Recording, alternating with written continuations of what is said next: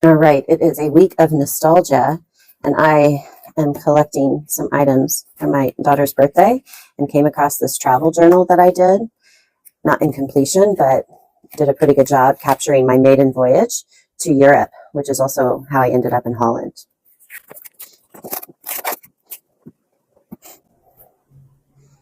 I highlighted a lot of features, such as who I was traveling with, how much money I thought I needed to budget, my to-do list, packing list, and of course the itinerary included leaving Denver to Munich, to Prague, to Vienna, to Venice, and then back to Munich before we flew back to Denver. I did a great job tracking my expenses and everything that I would spend cash on.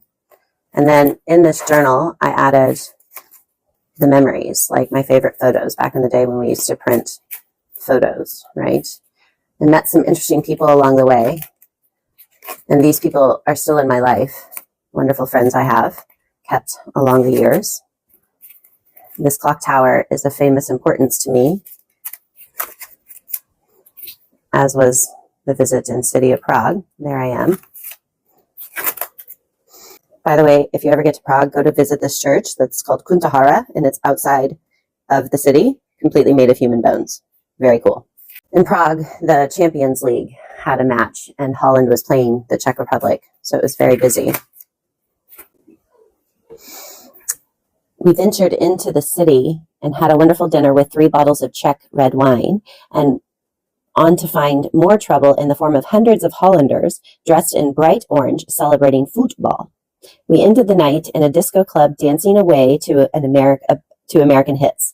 I, of course, fell in love with Pascal and had to be dragged home by my friends. Everyone was ready to leave. Getting home was a challenge. Got lost at 2 a.m., not always recommended. But the worst was the Czech man yelling at us for accidentally ringing his bell. Very angry, very scary.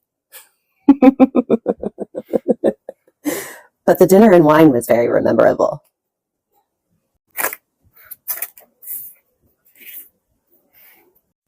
And so here's the moment that we can highlight to my children for when I met their father. After a 2-hour lunch with bad service, we shopped and walked into the beautiful city of Prague, only to come back to our scary, ugly hostel. We had all prepared to go out for bar food and beer, with some of us having high hopes of being home early. Instead, we celebrated 2 different football games with random boys from other countries, sharing shots, photos, and exchanging kisses. Well, maybe that was just me. After 2 a.m., Ali and Gretchen were ready to go home, leaving Megan and I alone with the Hollanders and the Czechs. And one of these men I did